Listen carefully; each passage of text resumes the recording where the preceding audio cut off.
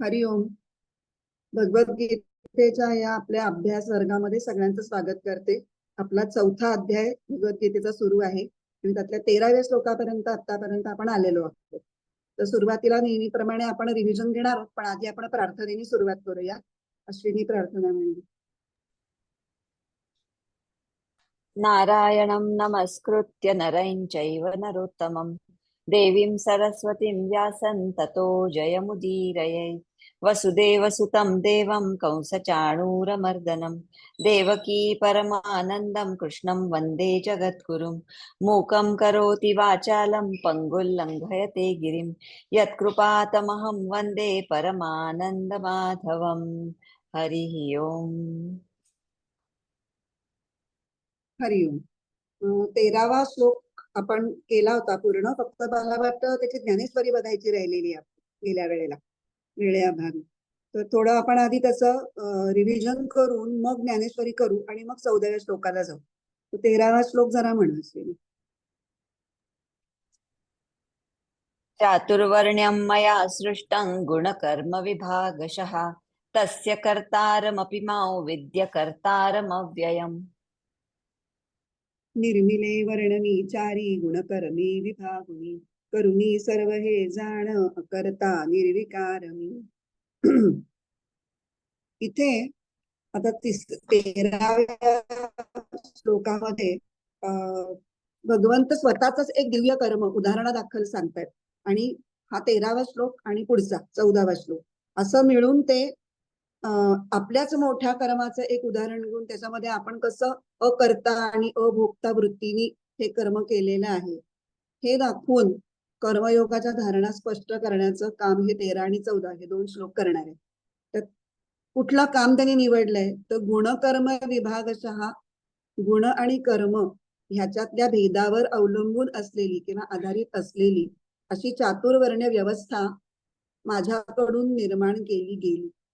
इथे या कर्मणी प्रयोगाचा वापर करूनच भगवंत आपला अकर्तेपणा दाखवतायत. हा मुद्दा मी मागच्या वेळेला सांगितला होता की कर्मणी रचनेमध्ये कर्ता महत्वाचा नसतो, तो जे कार्य करतो ते महत्वाचं असतं.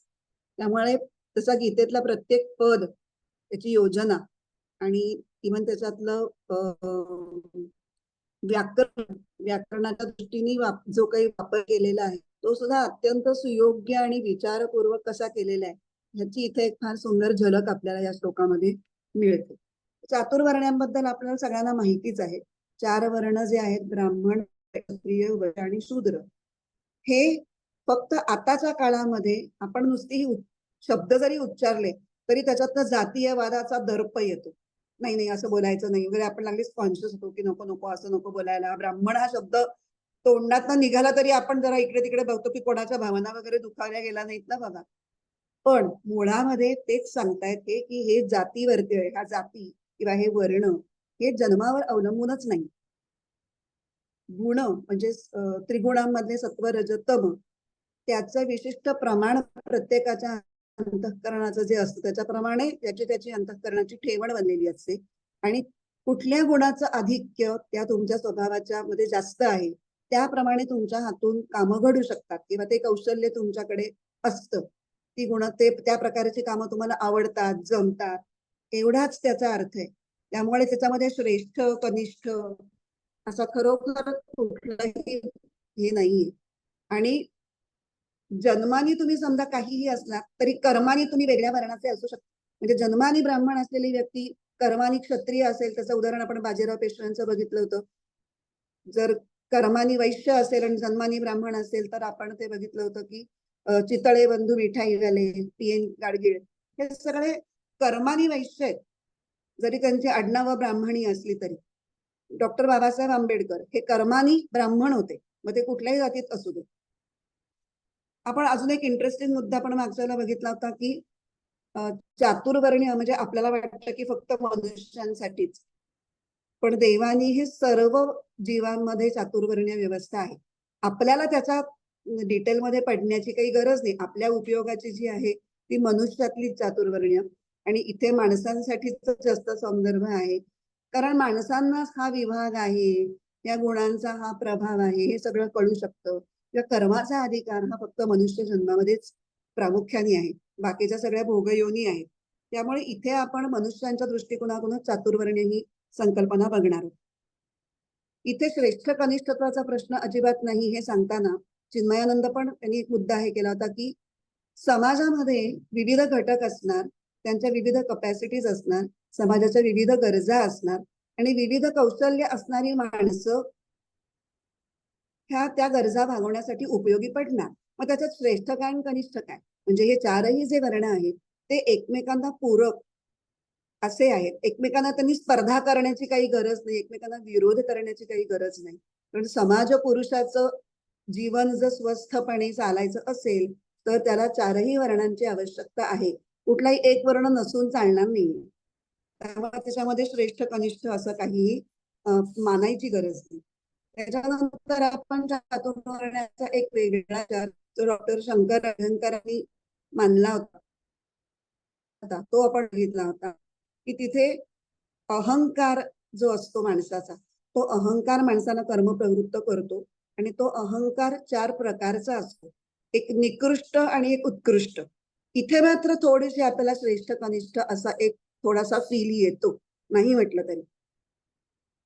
एक त्यांची सुरुवात निकृष्ट सगळ्यात बेसिक पातळीवर तमोगुणाच्या पातळीवरचा जो अहंकार तो अज्ञानजन्य अहंकार.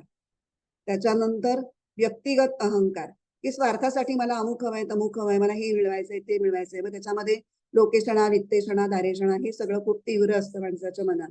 त्याच्या पुढे व्यापक अहंकार. व्यापक अहंकाराच्या पातळीवर सगळे समाज सुधारक असतात किंवा क्रांतिकारक असतात की ज्यांचा अहंकार फक्त स्वतः पलीकडे देश विश्व ह्या पातळीवरती विस्तारलेला असतो. आणि मग सगळ्यात वरच्या पातळीवरचा तो असतो तो ज्ञानजन्य निरहंकार. आणि तो म्हणजे सगळे संत किंवा भक्त जे असतात त्यांचा तो ज्ञानजन्य निरहंकार असतो. आता ह्याची चातुर्वर्ण्याशी कशी संगत लावायची, तर अज्ञानजन्य निरहंकाराच्या पातळीवरती शूद्र, व्यक्तिगत अहंकाराच्या पातळीवरती वैश्य, व्यापक अहंकाराच्या पातळीवरती क्षत्रिय आणि ज्ञानजन्य निरहंकाराच्या पातळीवर ब्राह्मण. संगती लावलेली आहे. इथे थोडं नाही म्हटलं तरी जर आपल्याला जाणवतं. त्याच्यानंतर हे चातुर्वर्ण सांगून झाल्यानंतर लागलीच दुसऱ्या ओळीमध्ये भगवंत म्हणतात की हे जरी मी केलेलं असलं किंवा माझ्याकडून झालेलं असलं, माझा मी करता दिसत असलो तरीही मी त्याचा करता नाही, कारण मी अव्यय आहे. तर त्यावेळेला आपण अकर्तारम आणि अव्ययम ही दोन पदं बघताना बघितलं होतं की अपदानी त्यांचे कर्तृत्वाभिमान शून्य आहे. जरी कितीही केलेलं असलं तरी कर्तृत्वात गर्व नाही.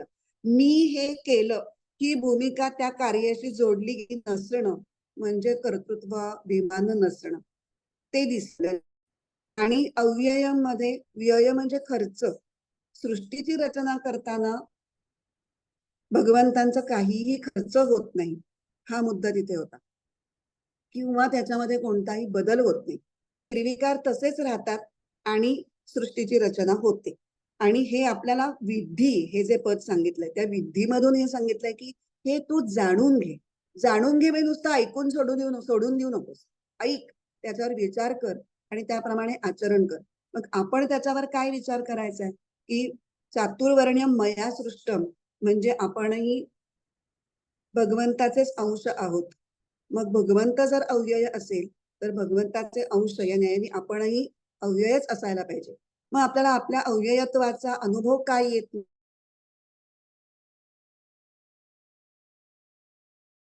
आहे म्हणून, आणि हे सगळी सृष्टी आहे ती माझ्यासाठी माझ्या उपयोगासाठी बनलेली आहे असं मी इनहेरंटली धरूनच चालते.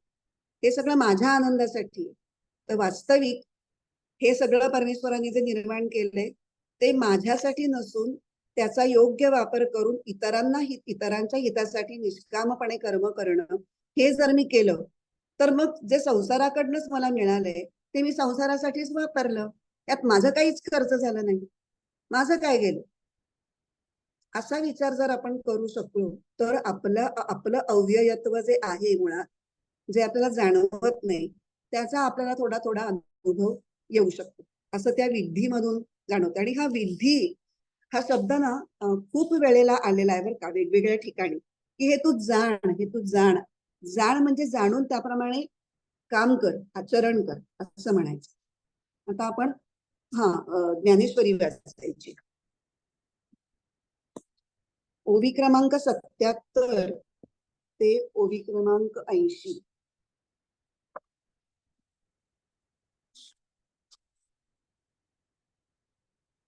आता याची परी जाण हे चारी वर्ण सृजिले म्या गुण कर्म विभागे. आता हे जे 4 वर्ण मनुष्य लोकात आढळतात तेही मी अशाच तटस्थपणे गुण आणि कर्म यांच्या विभागानुसार उत्पन्न केलेले आहेत. विभाग म्हणजे भेद. गुणांचे आणि कर्मांचे जे भेद आहेत त्याच्यानुरूप 4 प्रकार पाडलेले आहेत. जे प्रकृतीचे नि आधारे, गुणाचे नि व्यभिचारे, कर्मी तदनुसारे विवंचिली. कारण मायेच्या आश्रयाने आणि गुणांच्या मिश्रणाने कर्माचरणाचा विचार झालेला आहे. प्रकृतीलाच इथे माया म्हटले. प्रकृती आणि माया हे शब्द बऱ्यापैकी वेळेला समानार्थी म्हणूनच वापरले गेलेले आहेत. गुणाचे नि व्यभिचार, व्यभिचार म्हणजे सरमिसळ. कारण प्रत्येकाच्या अंतःकरणात वेगवेगळी ठेवण आहे ना अंतःकरणाची, त्याचं वेगळं वेगळं प्रपोर्शन आहे. गुण 3च, पण कोणाचं सत्व जास्त आहे, रज त्याच्या असं प्रत्येकाचं ते वेगळं आहे. एत एकती धनुष्य पाणी परी दाहलेगा चहुवर्णी ऐसी गुणकर्म कडसणी केली सहजे. कडसणी म्हणजे व्यवस्था, सिस्टीम.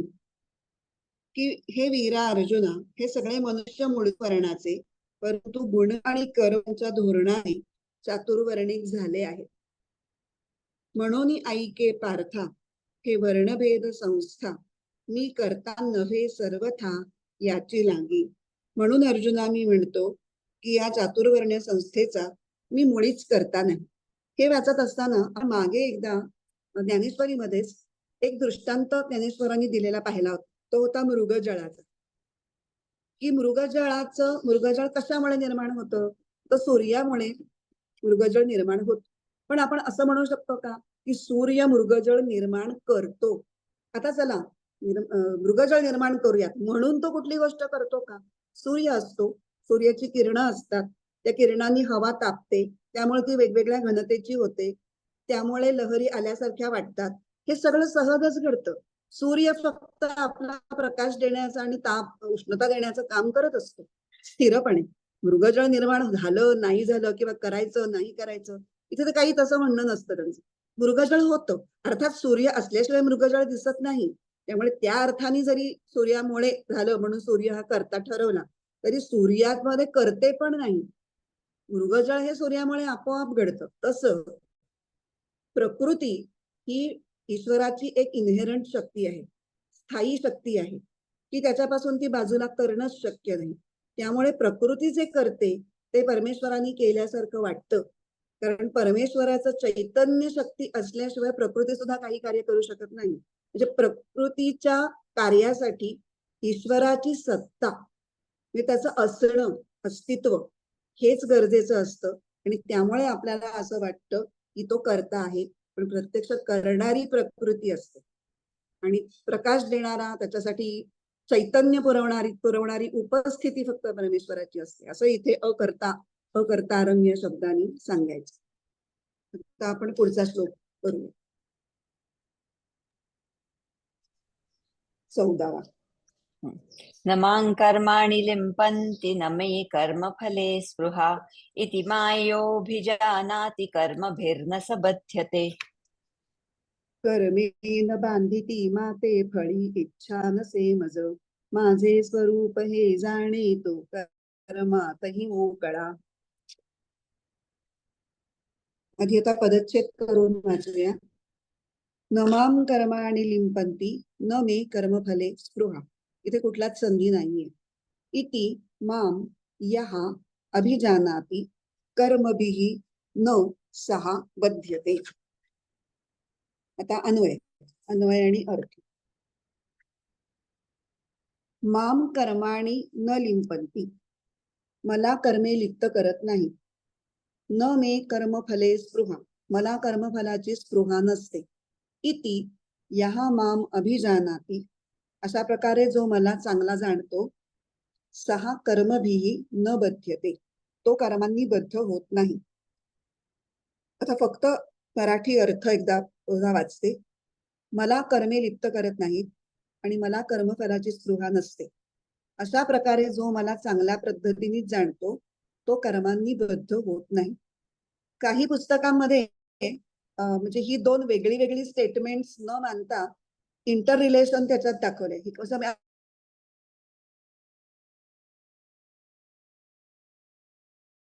आता मी कसं वाचणार, स्पृहा विधान क्रमांक 2 ही सेपरेटलीही कन्सिडर केली जाऊ शकतात, पण त्यांचा अंतर्गत संबंध सुद्धा आहे. नमांग कर्माणी लिंपंती, कसं काय मला कर्म बांधत नाहीत, त्याचं कारण काय, तर नमे कर्म फले स्पृहा, मला कर्मफलाची इच्छा नाही म्हणूनच मला कर्म बांधत नाही, असं पण एक त्याची संगती लावता येऊ शकते. म्हणजे ही दोन इंडिपेंडंट वाक्य सुद्धा आपण म्हणू शकतो किंवा त्याच्यामध्ये हे आहे म्हणून असं सुद्धा एक संबंध जोडता येऊ शकतो. तर आता गेल्या श्लोकामध्ये कर्माचा मी करता आहे असं भासत असलं तरी वस्तुतः मी करता नाही असं एक सांगितलं विधान. त्याचं थोडस अधिक स्पष्टीकरण या श्लोकामध्ये करणार आहेत. आणि हे कर्माचं तत्व तू जाणून घे असा उपदेश केला होता. त्याचं कारण इथं दिलंय. कारण हे कर्माचं तत्व जेव्हा तू जाणशील तेव्हा काय होईल की तू कर्मात मोकळा होशील.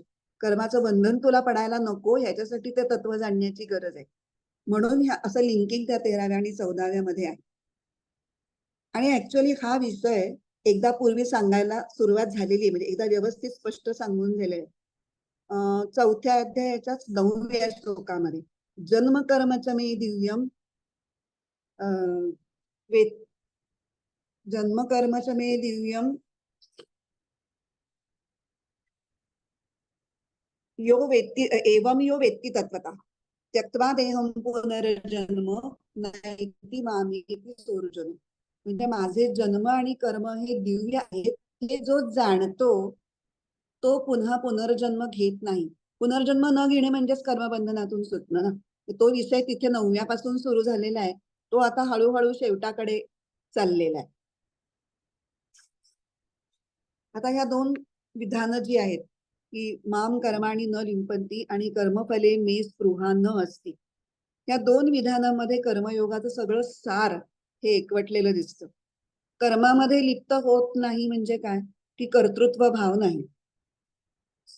परमेश्वर स्वतःकडे कर्तृत्व घेत नाही आणि ईश्वर हा ज्ञानस्वरूप तत्वरूप असल्यामुळे कोणत्याही गोष्टीचा उपभोग घेणं हे त्याच्या स्वभावातच नाही. त्यामुळे अवतार घेऊन देहात येताना जन्मापासूनच अखंड ज्ञानमयता ही परमेश्वराच्या ठिकाणी दिसते. ते आपण मागे त्याच्या अवतार रहस्य जेव्हा पाहिलं तेव्हा ही गोष्ट आपण केली आहे. त्यामुळे तो तत्वतः अकर्ता आणि अभोक्ता असतो. त्यामुळे आपण जर परमात्म्याचे अंश असू तर सर्व काही प्रकृतीच्या अंगाने होतं आणि मी परमात्मा स्वरूप आहे हे जे ज्ञान आहे ते कर्माच्या संदर्भात असलेलं ईश्वरीय ज्ञान आहे.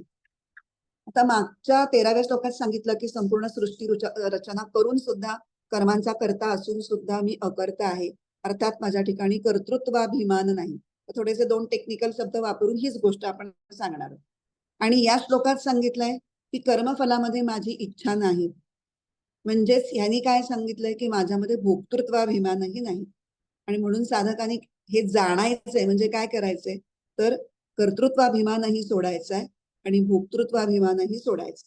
मग तो कसा सुटेल तर फलेच्छेचा त्याग केला, म्हणजे फळाबाबत इच्छा किंवा आसक्ती ठेवली नाही, त्या आसक्तीचा त्याग केला आणि स्वार्थ बाजूला ठेवून दुसऱ्यासाठी कर्म करण्यामुळे हे कर्तृत्व भाव आणि भोक्तृत्व भाव हे गळून पडतील. आणि खरं म्हणजे संसार जो म्हणतात तो या कर्तृत्व आणि भोक्तृत्व भावाखेरीज दुसरं काही, तेच तर आहे मुख्य. त्यामुळे एकदा का कर्तृत्व आणि भोक्तृत्व तुमचं गळून पडलं की संसारातून म्हणजे मुक्ती मिळणं हे स्वतः सिद्धच आहे. म्हणजे ती मिळणारच, तुम्हाला मिळायला तर जमाय असं म्हणायचं. आता पुढे इतिमाम यः अभिजानाति कर्मभिः न सह बध्यते, अशा प्रकारे जो मला चांगला जाणतो तो कर्मांनी बद्ध होत नाही. आता इथे आपण बघितलं प्रकृती आणि परमेश्वर हे तसे अविभाज्य आहेत. प्रकृती हे परमेश्वराचं इनहेरंट शक्ती आहे, त्याच्यामध्ये सामावलेली आहे, त्याच्यापासून वेगळी काढता येणार नाही. तर प्रकृती हे विश्वनिर्मितीचं आणि विश्वात चाललेल्या घडामोडींचं प्रचंड कार्य हे अखंडपणे करत असते. मग त्याच्यामध्ये घडामोड म्हणजे काय, आधी घडवणं, मग मोडणं आणि मग पुन्हा घडवणं. असं काही बायकांना असे दागिने सारखे मोडायचे, जुने दागिने मोडायचे, मग नवीन करायचे, अशी एक छंद असतो. काही वर्ष झाली की त्यांना कंटाळा येतो त्या डिझाईनचा, मग चला आता नवीन काहीतरी करूयात. तसं त्या प्रकृतीला हे विश्वरूपी दागिन्यांची घडामोड करण्याचा एक छंद असतो. पण या घडामोडीमध्ये पुरुष किंवा ईश्वर हा मात्र अलिप्त असतो. तर या प्राकृतिक घडामोडीमध्ये तत्व स्वरूपाने अलिप्त राहणारा जो परमात्मा तत्व आहे, तोच माझ्या देहातला आत्मा आहे. अशा पद्धतीने ज्यांना या आत्मस्वरूपाचं ज्ञान आयदर योगिक प्रक्रियांच्या मधून होतं किंवा सखोल चिंतनाने होतं, ते महात्मे जरी देहात राहत असले ना, तरी ते कायम आत्मबोधामध्ये असतात. आत्मबोध म्हणजे काय, तर आपल्या खोल चिंतनाच्या अत्यंत सूक्ष्म अशा अवस्थेमध्ये जेव्हा आपल्याला आपल्यातलं आत्मतत्व उलगडतं, तिथं नव्याने त्याचं दर्शन घडतं. ते असतंच, पण आपल्याला दिसत नसतं. ते आपल्याला उलगडून समोर त्याचा पुनःप्रत्यय येतो म्हणा, किंवा त्याची ओळख खऱ्या अर्थाने होते. तेव्हा आपल्याला हे कळतं की आत्मतत्व हेच आपलं खरं स्वरूप आहे. आणि हे ज्ञान झाल्यानंतर ज्या ज्ञानस्थितीमध्ये आपण जेव्हा स्थिरावतो, तेव्हा मग सगळे संशय दूर होतात. कुठलाही संशय मनामध्ये राहत नाही. आणि हे सगळं होणं म्हणजे अभिजानाती. अभिजानाती या पदानी ही ज्ञानमय अवस्था येणं हे अपेक्षित आहे असं सांगितलेलं आहे. आणि इति माम यो अभिजानाती म्हणजे जो मला अशा रीतीने जाणतो, असं जे म्हटलेलं आहे त्याच्यातून असं सुचवायचंय की हे ज्ञान झाल्यामुळे, आत्मज्ञान झाल्यामुळे, आत्मबोधामुळे ज्यांनी आपल्या उपाधित जीवभावाशी झालेलं जे तादात्म्य आहे त्याचा त्याग केलाय. आणि आपल्यात जो आपण मी असं जे स्फुरण आहे, तो मी म्हणजे हेच आत्मतत्व असं ज्यांनी ओळखलंय, त्याच्या बाबतीत त्यांनी जगामध्ये व्यवहारामध्ये कितीही जरी कर्म केली तरी त्या कर्मांचा त्या व्यक्तीवर काहीच परिणाम होत नाही. असा म्हणजे हे कर्मभिही न सहा बध्यते यांनी हे सांगायचं. याच्याकरता एक दृष्टांत आपण बघूया की पाण्यात सूर्याचं प्रतिबिंब पडलंय. तर पाण्यात पडलेल्या सूर्याच्या प्रतिबिंबाला जर हे ज्ञान झालं की अरे माझं खरं स्वरूप हे नाहीये, हे जे डबक्यात पडलंय किंवा बादलीत पडलेलं जे प्रतिबिंब आहे ते माझं खरं स्वरूप नाहीये, तर तो आकाशातला जो सूर्य आहे ना तळपणारा, ते माझं खरं स्वरूप आहे. हे जेव्हा त्याला कळेल तेव्हा त्या बादलीतल्या म्हणा किंवा डबक्यातल्या म्हणा पाण्यामध्ये गढूळता असेल, केर कचरा असेल किंवा त्याच्यावर तरंग असतील, बुडबुडे असतील, काही प्रकारची अस्थिरता असेल, तर त्या कशाचाच त्या प्रतिबिंबाला फरक पडणार नाही. कारण त्याला माहितीये की खरं स्वरूप ते आहे, हे नाहीये, हे फक्त प्रतिबिंब आहे. तर हे जेव्हा ज्ञान घडतं की माझं खरं स्वरूप काय आहे, तेव्हा त्या ज्ञानामुळे सगळ्याच कर्मांच्या बाबतीत म्हणजे बाकी आजूबाजूला घडणाऱ्या कर्मांच्या बाबतीत आणि स्वतःच्या देहाने जी कर्म घडत असतात त्याही कर्मांच्या बाबतीत एक तटस्थपणा, एक अलिप्तपणा त्या व्यक्तीच्या अंगात येऊ शकतो. करते पण हे प्रकृतीचं आहे हे जाणून कर्तृत्व आणि भोक्तृत्व मध्ये स्वतःला चिकटवून घेत नाही. आपण ते सारखं करत असतो की हे मला हवंय, मी ह्याचा आनंद घेणार आहे किंवा ह्याच्यामुळे मी दुःखी होतीये, मला हे दुःख नकोय. हे जे काही आपलं चाललेलं असतं ते सारखं कर्तृत्व आणि भोक्तृत्व आपण स्वतःला चिकटवून घेत असतो. आणि त्यामुळे जो चिकटवून घेत नाही तो कर्माच्या बंधनामध्ये पडत नाही. अशा प्रकारे आपण मागे पण कर्मामध्ये येणारी मलिनता हा विषय मागे एकदा बघितल्याचं मला आठवतंय की मलिनता म्हणजे काय, तर कामना, ममता आणि आसक्ती ह्या जेव्हा कर्मामध्ये मलिनतेच्या रूपाने येतात तेव्हा ते कर्म हे बंधनकारक होतं. आणि जेव्हा मलिनता नाहीशी होते तेव्हा तेच कर्म हे दिव्य होतं. आणि मग ते कर्म बंधनकारक न राहता तेच कर्म मुक्ती देणारं सुद्धा ठरू शकतं. तर आपल्या कर्मांना दिव्य बनवण्याचा साधा सरळ उपाय कुठला? आता हा जो मुद्दा मी आता सांगणार आहे तो सुद्धा अनेक वेळेला येऊन गेलाय. पण तो अनेक वेळेला जरी येऊन गेला असला तरी काही आध्यात्मिक विवेचनामध्ये काही मुद्दे हे पुन्हा पुन्हा रिपीट होणं हे अनिवार्य आहे. कारण की ते कितीही वेळेला ऐकले तरी खरं तर आचरणामध्ये येईपर्यंत आपल्याला ते लागतातच सारखे. म्हणजे आपण रोज जरी पोथी उघडून वाचल्यासारखे वाचले, अर्थात नुसतं वाचल्यासारखं वाचून नाही होणार, ते मनावर घेऊन वाचायला पाहिजेत आणि दिवसभर त्याचं चिंतन केलं पाहिजे की या दृष्टीने माझं एक तरी पाऊल पडलंय का. तर कर्मांना दिव्य बनवण्याचा त्यांना वाटतंय साधा सोपा सरळ, तेवढा सोपा नाही येतो. पण उपाय असा आहे की संसारापासून मिळालेल्या वस्तूंना आपल्यासाठी न समजता संसाराच्या सेवेमध्ये लावणं, हाच तो साधा सरळ उपाय. तर सेवा करण्यासाठी तर सगळेच जण आपले, म्हणजे कोणाचीही सेवाच करणं लागतो आपण, असं त्यांना म्हणायचंय. हे सर्व विचार रामसुखदासांची ही कल्पना जास्त ते पुन्हा पुन्हा मांडतात.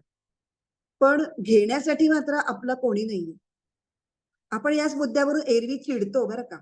म्हणजे विशेषतः बायकांच्या तर मनामध्ये हे विचार नक्कीच घेतात. मला पुरुषांच्या काही थिंकिंग प्रोसेसची कल्पना नाही, की पण मीच का करायचं सारखं, तिघी नको का कधी करायला, हे आपल्या मनात अनेक वेळेला अनेक वेगवेगळ्या परिस्थितीमध्ये येऊन जात. तर हे उलट सांगताय की सेवा करण्यासाठी तर सगळेच आपले आहेत, पण करून घेण्यासाठी तर कोणीही आपलं नाही. म्हणजे संसारात तर सोडाच, पण ते म्हणतात की परमेश्वर सुद्धा घेण्यासाठी आपला समजायचा नाहीये, की मला हे परमेश्वराने हे द्यावं ते द्यावं म्हणून तू माझा. अजिबात चुकीचं आहे. परमेश्वराला सुद्धा तुम्ही स्वतःला अर्पणच करायचंय. त्याच्यासाठीच तो, मी तुला सगळं अर्पण करते कारण तू माझा आहेस. तू माझा आहेस म्हणून तू मला हे दे, तू मला ते दे, याच्यासाठी तू माझा नाहीयेस. यालाच आत्मसमर्पण भक्ती भक्तीच्या भाषेमध्ये म्हणतात. आणि दुसरं म्हणजे की भगवंताकडून काही मागण्याची आवश्यकता तरी काय. कारण आपलं हित किंवा आपल्या गरजा हे जेवढं भगवंताला जास्त म्हणजे कळतं, तेवढं तर आपल्यालाही कळलेलं नसतं. अनेक वेळेला अनेक गोष्टी घडतात, त्यावेळेला त्या चुकीच्या वाटतात. पुढे गेल्यानंतर वाटतं की अरे बरं झालं त्यावेळेला असं झालं. तेव्हा तुम्हाला खरंच तुमची गरज किंवा तुमचं हित कशात हे कळलेलं होतं का. तर आपल्याला मान्य करावं लागतं की नाही, मला अमुक तमुक वेगळ्या गोष्टीमध्ये हित वाटत होतं, पण प्रत्यक्ष परमेश्वरांनी जे घडवलं माझ्या आयुष्यात तेच माझ्यासाठी योग्य होतं.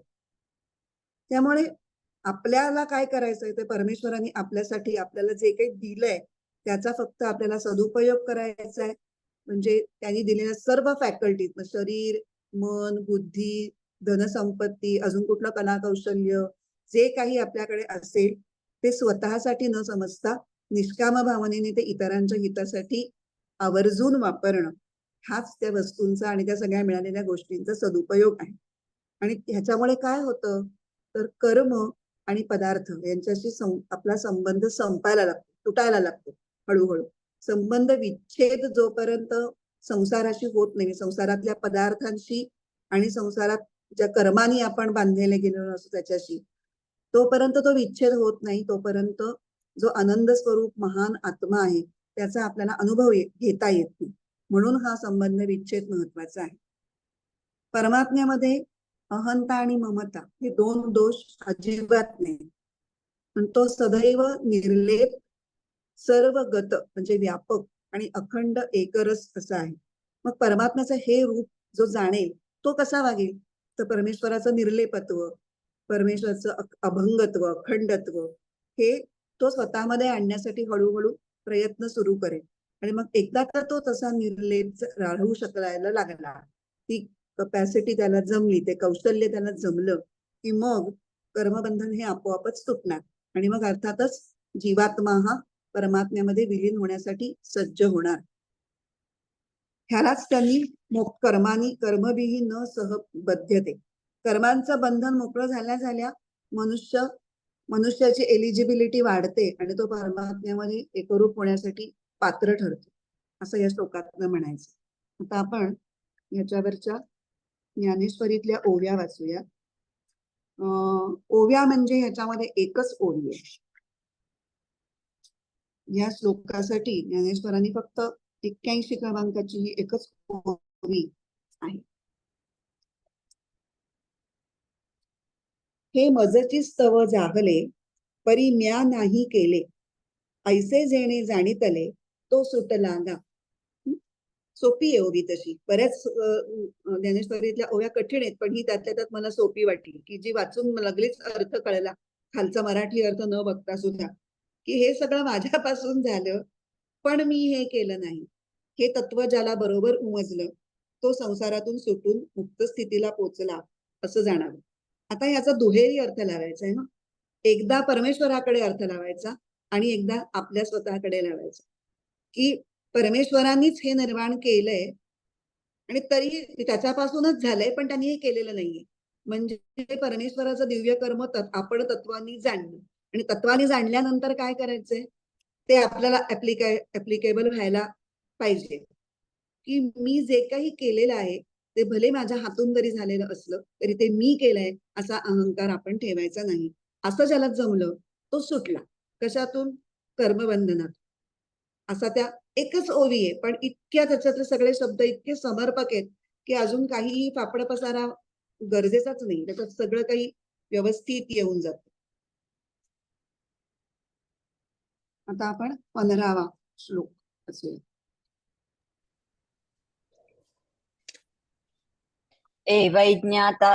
एवैज्ञात्वा कृतं कर्म पूर्वैरपि मुमुक्षुभिः कुरु कर्मैव तस्मात् त्वं पूर्वतरं कृतम्. केली कर्मे मुमुक्षूंनी पूर्वी हे तत्व जाणुनी, तैसी तू ही करी कर्मे त्यांचा घेऊन तो धडा. छान असतात त्यांचे श्लोक, मला खूप आवडतात. एवौ ज्ञात्वा कृतं कर्म पूर्वैः अपि मुमुक्षुभिः कुरु कर्म एव तस्मात् त्वं पूर्वैः पूर्वतरं कृतम्. आता अन्वय आणि अर्थ. एवं ज्ञात्वा असं जाणून, पूर्वैः मुमुक्षुभिः अपि पूर्वीच्या मुमुक्षूंनी देखील कर्म कृतम कर्म केलेलं आहे. तस्मात् पूर्वैः पूर्वतरं कृतं कर्म एव त्वं कुरु. तस्मात् म्हणजे म्हणून, पूर्वजांनी पूर्वीच्या काळात केलेली कर्मच तू कर. आता आपण याच्यामध्ये थोडंसं ऍडिशन करणार आहोत परत वाचताना. असं जाणून म्हणजे काय जाणून? कर्मयोगाचं तत्व जाणून. किंवा आम्ही जसं म्हटलं तसं की 9व्या श्लोकामध्ये जी सुरुवात केलेली आहे विषय जन्म कर्माच्या मे दिव्यम एवं यो वेत्ती तत्वतः, तिथे सुद्धा हा एवम आहे. म्हणजे माझ्या जन्माची आणि कर्माची दिव्यता, याच्यात काय दिव्यता आहे तर कर्मयोगच सांगितलंय. परमेश्वरांनी कर्म हेच ते तत्व आहे. पूर्वैही मुमुक्षुभिः अपि पूर्वीच्या मुमुक्षूंनी म्हणजे काय? ज्याला मोक्षाची इच्छा आहे त्याला मुमुक्षू म्हणतात. म्हणजेच ज्ञानप्राप्तीची इच्छा बाळगून प्रयत्न करणाऱ्यांनी, मुमुक्षूंनी म्हणजे कर्म केलेली आहेत. कशी ते पण महत्त्वाचे. तीच कर्म केली आहेत का कशीही, तसं नाहीये म्हणायचं. त्या मागच्या कर्मयोगाच्या धारानुसार कर्म केलेली आहेत. कारण ते मुमुक्षू आहेत ना, त्यांचं कर्म निराळं पाहिजे ना सामान्य माणसांपेक्षा. नाहीतर त्यांना मुमुक्षूंच्या कॅटेगरीमध्ये कसं बरं टाकलं जाईल.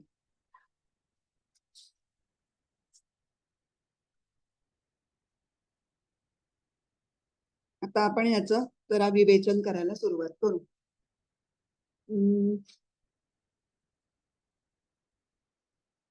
13व्या आणि 14व्या आता आपण त्या 2 श्लोकांच्या रेफरन्स मध्ये बघणार आहोत.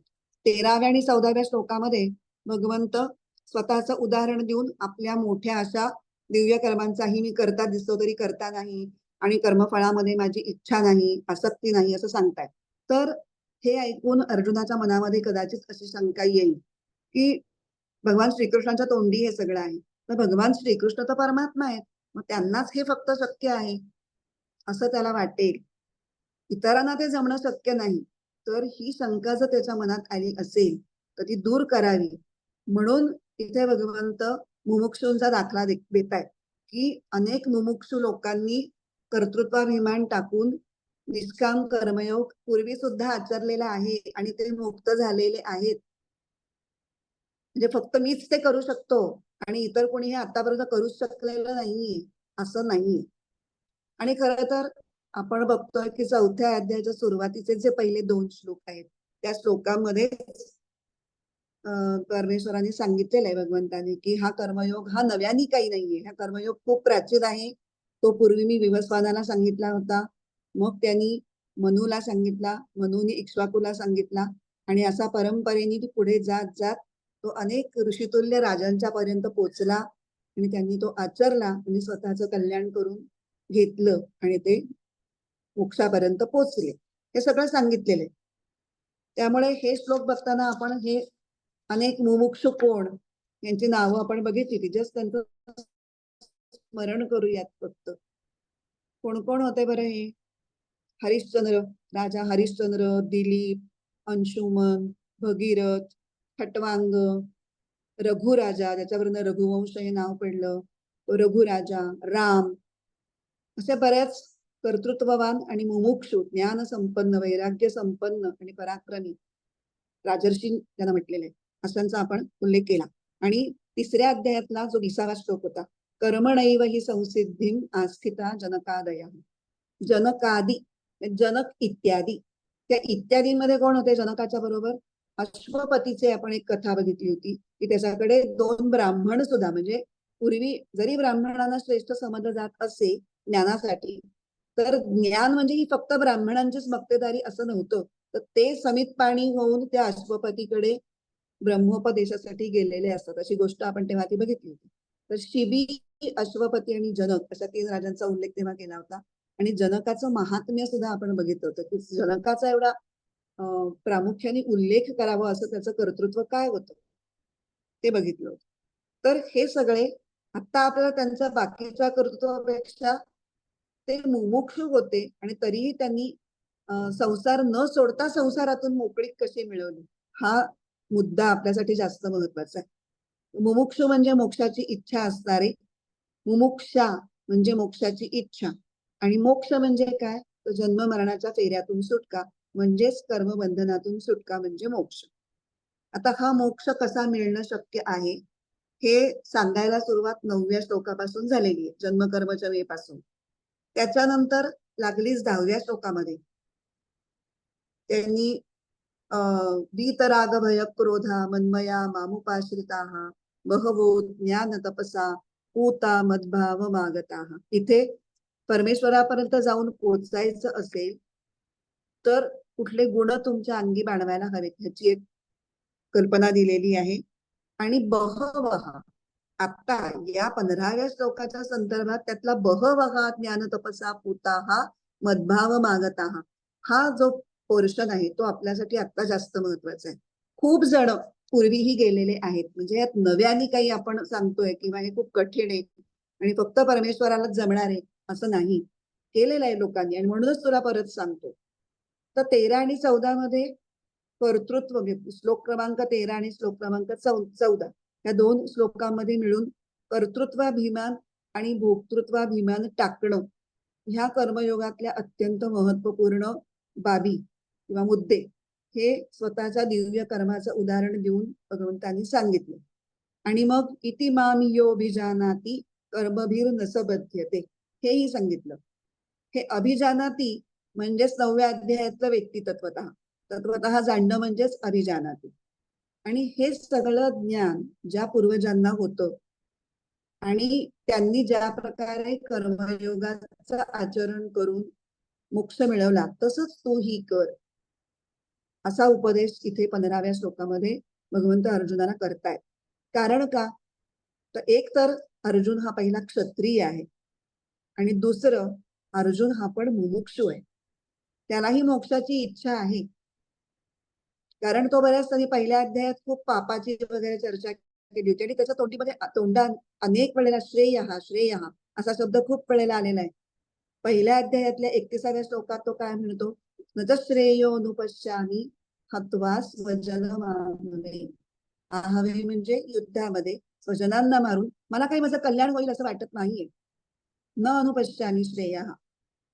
मग तोच दुसऱ्या अध्यायाच्या 7व्या श्लोकात जेव्हा भगवंताला शरण जातो की आता मी तुझं शिष्य आहे आणि मला उपदेश कर, तेव्हाही तो काय म्हणतो? यत् श्रेयस्यात् निश्चितम ब्रूहि तन्मे शिष्यस्तेहम शाधिमाम त्वाम प्रपन्नम. मी तुला शरण आलेलो आहे शिष्य भावानी, तेव्हा तू मला उपदेश कर. आणि कशाचा उपदेश कर? ज्याने माझं निश्चित कल्याण होईल ते तू मला सांग. यत् श्रेयस्यात् निश्चितम तन्मे ब्रूहि, ते मला सांग. आणि इथे 3ऱ्या अध्यायामध्ये पहिल्या आणि दुसऱ्या श्लोकामध्ये ज्यायसी चेत कर्मणस्ते मता बुद्धिर जनार्दन तत्किं कर्मणि घोरे माम नियोजयसी केशव. कारण दुसऱ्या अध्यायामध्ये संमिश्र गोष्टी सांगितल्या, थोडी कर्माची भलावण केली, थोडी ज्ञानाची भलावण केली. दूरेणैह्यवरं कर्म बुद्धी योगात धनंजय बुद्ध शरणमन्विच्छ कृपणा फलहेतवः. या श्लोकामध्ये असं वाटतंय की कर्म हे ज्ञानापेक्षा थोडं इन्फिरियर आहे. मग जर ज्ञान श्रेष्ठ आहे कर्मापेक्षा, तर तू मला या घोर कर्मामध्ये का बाबा लावतोयस? एकदा ज्ञानाबद्दल सांगतोयस, एकदा कर्माबद्दल सांगतोयस. मग दुसऱ्या श्लोकात तो म्हणतो व्यामिश्रेणेव वाक्येन बुद्धी मोहयसीव मे. या सगळ्या गडबड गडबड, एकदा हे एकदा ते सगळं मिश्र मिश्र बोलून म्हणजे सगळी भंजाळून गेलोय मी. तदेकं वद निश्चित्य मी.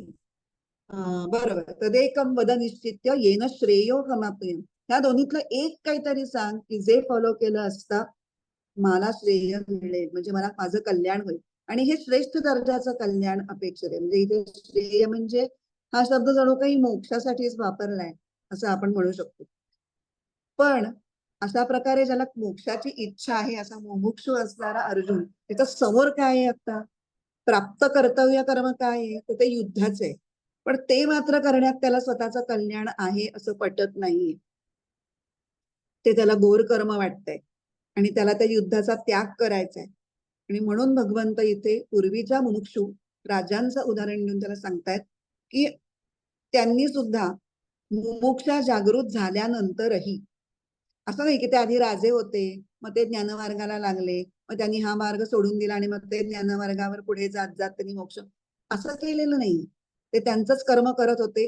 कुठेतरी ते ज्ञानप्राप्तीला कर्म करत करत त्यांची अंतःकरण शुद्ध झाली, ज्ञानाला ते योग्य झाले, आत्मज्ञान झालं. पण तरीही त्यांनी कर्म सोडलं नाही. हेच उदाहरण मुद्दाम अर्जुनासाठी अप्रोप्रिएट आहे. म्हणून त्या राजर्षींची उदाहरणं आणि त्याचे पूर्वैही पूर्वतरम कृतम पूर्वैही अपि मुमुक्षुभिः हे जे शब्द वारंवार वापरतायत त्याच्यासाठी की त्यांनी आपल्या कर्तव्याचा त्याग तर केला नाहीच, उलट तेच कर्म त्यांनी निष्काम भावनेने करून आपलं त्यांनी कल्याण करून घेतलं. तर ही कर्मयोगाची दिव्य परंपरा पुढे चालवणं हेच अर्जुनाच्या हिताचं आहे. असं पण अजून एक वाक्य आहे, महाजनो, बहुतेक ते महाभारतातलं आहे, मला नक्की कुठेतलं ते आठवत नाही. महाजनो येन गतस्स पंथः, हे खूप प्रसिद्ध वाक्य आहे. मोठे लोक म्हणजे यशस्वी लोक हे ज्या मार्गाने गेले तोच मार्ग योग्य. आता इथे कर्मयोगाचा आपला विषय चालू आहे, त्यामुळे जे आतापर्यंतचे मुमुक्षु आहेत, पूर्वीचे राजे, हे सगळे प्रथित यश आहेत. कुणी असे त्यांच्या कर्मामध्ये अगदी येरा गबाळा ज्याला म्हणू किंवा कसं बसं राज्य कारभार चालवलाय असं नाही. त्यांची सगळी कारकीर्द अत्यंत उज्ज्वल अशी कारकीर्द असूनही ते मोक्षाला पोचलेले आहेत. त्यामुळे ते ज्या कर्मयोगाच्या मार्गाने गेले तोच मार्ग तुझ्यासाठी योग्य आहे. म्हणून कुरु कर्म एव, तेच कर्म तू कर. तस्मात पूर्वैही पूर्वतरम कृतम कर्म एव, एवला खूप महत्व आहे. तेच तू कर, वेगळं काही करायला जाऊ नकोस. आणि तसं बघायला गेलं तर इथे अर्जुनाचं युद्ध करणं हे कर्मयोगात जे आपण सारखं म्हणतो की दुसऱ्याच्या हितासाठी स्वार्थ बाजूला ठेवून, तसं आहे का नाही? तर नक्कीच तसं आहे. त्याला काय स्वतःला राज्य लोभ होता, राज्य मिळवून त्याच्यावर अधिकार गाजवायचा होता किंवा काही खूप विषयांचा उपभोग घ्यायचा होता, हे त्याचं मोटिव्ह होतं युद्ध करण्यापाठीमागचं? नक्कीच नव्हतं. मग त्याचं मोटिव्ह काय होतं?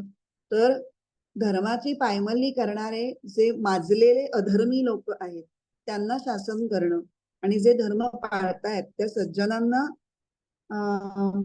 सन्मानाने जगता येईल ह्या उद्देशासाठी, जगता यावं अशी परिस्थिती निर्माण व्हावी, म्हणजे धर्माचा जय अधर्मावर व्हावा या हेतूनी हे युद्ध होणार होतं. त्यामुळे ते एका दृष्टीने आपण बघितलं तर लोककल्याणार्थच होतं, ते काही व्यक्तिगत कुठल्या स्वार्थासाठी नव्हतं. त्यामुळे ही कर्मयोगाच्या दृष्टीने युद्ध करणं हेच योग्य होतं. आता याच श्लोकाच्या भाष्यामध्ये शंकराचार्य म्हणतात की हे अर्जुना, स्वस्थ बसणं आणि कर्मसन्यास घेणं हे काही तुझं कर्तव्य नाही. एकतर तू आत्मज्ञानी नाहीस, त्यामुळे चित्तशुद्धीसाठी तुला स्वधर्माचरणच करायला हवं, म्हणजे युद्धच करायला हवं. आणि समजा समजा तुला असं वाटत असेल की तुला आत्मज्ञान झालेलं आहे, तर लोकसंग्रहासाठी म्हणजे इतरांच्या हितासाठी जे इतर सगळे म्हणजे अर्जुनाकडे बघून युद्धासाठी जमलेला एक मोठी संख्या होती योद्ध्यांची, ते सगळे तुझ्या उदाहरणाकडे तुझ्या कर्तृत्वाकडे बघून लढायला आलेले आहेत. तर त्यांच्या हितासाठी सुद्धा तुला स्वधर्मानी हे प्राप्त झालेलं युद्ध कर्म करायलाच हवं. खरं सांगायचं तर अर्जुना, पूर्वी होऊन गेलेल्या आणि त्यांच्याही पूर्वी होऊन गेलेल्या मुक्ती मार्गावरील प्रवाशांनी ज्याप्रमाणे हे अकर्तृत्व धारणेनी म्हणजे कर्मयोगाच्या धारणांनी जसं कर्म केलं तसंच तू कर. कारण त्या लोकांची जी ज्ञानमय अवस्था होती त्या ज्ञानमय अवस्थेला पोचल्यानंतर कर्माच्या बाबतीत त्यांच्यामध्ये अलिप्तता निर्माण झाली, ती एक वेगळीच गोष्ट आहे. आणि ते त्या वाटेवर चालून गेल्यानंतरच तुला त्याचा अनुभव येईल. म्हणजे तुला चाललं पाहिजे, तुला स्वधर्म आचरला पाहिजे. ते करता करताच तुला ती अलिप्तता, ती तटस्थता, ती ज्ञानमय अवस्था हे सगळं प्राप्त होईल आणि मोक्ष मिळेल. तेव्हा तू तेच करणं योग्य आहे. इथे कुठेही संपूर्ण गीतेमध्ये काय काय अनेक प्रकारचं तत्वज्ञान सांगितलंय, पण कुठेही युद्ध करण्यापासून त्याला परावृत्त करत नाही. युद्ध हे केलंच पाहिजे आणि तोच आपल्याला संदेश आहे. की नाहीतर लोकांना वाटतं ज्ञानमार्गाला लागलं की मग काय आपण हेच करत बसू, आपली आपली कर्तव्य नाही केली तरी चालतील. तसं नाही, कर्तव्य ही केलीच पाहिजे.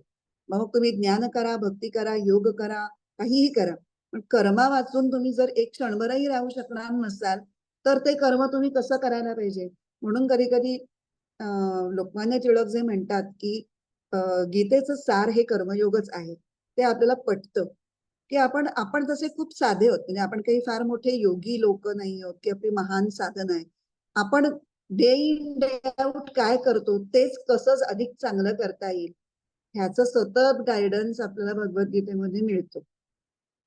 आता आपण ज्ञानेश्वरीच्या ओव्या वाचूया. ओवी क्रमांक 82 ते 84.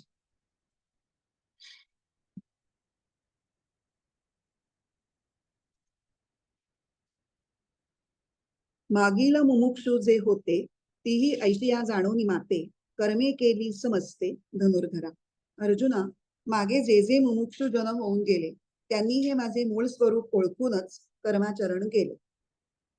परी ते बीजे जैसी दग्धली, नुगवतीची पेरिली, तैसी कर्मेची परी तया जाहली मोक्ष हेतू. पण ज्याप्रमाणे भाजलेले बी रुजत नाही त्याप्रमाणे त्यांची ती निष्काम कर्मे त्यांच्या मोक्षाला कारण झाली. ती कर्म निष्काम होती ना, म्हणूनच त्याला भाजलेल्या बियांची उपमा दिली. कारण आता आपण पुढे खरं तर कर्माची खूप चर्चा आणि डीप चर्चा पुढच्या श्लोकापासून सुरू होते. थोडासा कशाला कर्म म्हणायचं, कशाला कर्म नाही म्हणायचं, तेव्हा आपल्याला तो तो सगळा मुद्दा अधिक क्लिअर होईलच. ज्याचं फळ निर्माण होतं ते कर्म. इतकी कर्माची डेफिनेशन सिंपल आहे. जर कामनाच नसेल फळाची तर फळ निर्माणच होत नाही. कर्म होतं पण कर्म होऊनही ते न झाल्यासारखंच आहे. त्यालाच अकर्म म्हणतात. ते आता सगळं आपण त्याची अगदी डीपर चर्चा ही 16व्या अध्यायामध्ये करणार आहोत. म्हणून जर भाजलेल्या बिया पेरल्या तर त्या उगवतील का? नाही उगवणार. त्यामुळे निष्कामच कर्म केली त्याच्यातून कर्मबंधन निर्माण होईल का? होणारच नाही. आणि मग त्याच्यामुळेच तुम्हाला मोक्षापर्यंत तुमचा प्रवास यशस्वीपणे होईल. एथ आणि काही एक अर्जुना, हे कर्माकर्म विवंचना, आपुली चाडे सज्ञाना योगू नव्हे. इथे फार छान एक कानपिचकी दिलेली आहे. अर्जुना, या विषयासंबंधी आणखी एक गोष्ट ध्यानात घेण्यासारखी आहे, ती ही की कर्माकर्माचा विचार शहाण्यानेही केवळ आपल्या आवडीच्या लहरीप्रमाणे करायचा नसतो. म्हणजे आज मला वाटलं की हे असं असं तुम्हाला काय वाटलं वगैरे नाही. काय जे आहे ना, तत्व जे आहे त्या तत्वाला धरूनच राहायला पाहिजे. आपण त्याला म्हणतो ना सवड शास्त्र. आज मी कर्मयोगाने वागणार, उद्या मी स्वार्थीपणाने वागणार, कारण मग त्याची माझी वेगळी काहीतरी कारण मी व्यवसाय. आज मला सुखकारक आहे, कर्मयोगाने वागल्यामुळे मला काही बिघडत नाही, आज माझं सगळं छान आहे, मी कर्मयोगाने. ते बिघडत असेल तर मग मी स्वार्थीपणाने. असा आपल्या आवडीनावडीचा प्रश्न नाही इथे ठेवायचा. एकदा तुम्ही एका पद्धतीने मग तुम्हाला तात्कालिक त्रास होवो, तुमचा तात्कालिक फायदा होवो न होवो, त्याच पद्धतीने वागणं अपेक्षित आहे.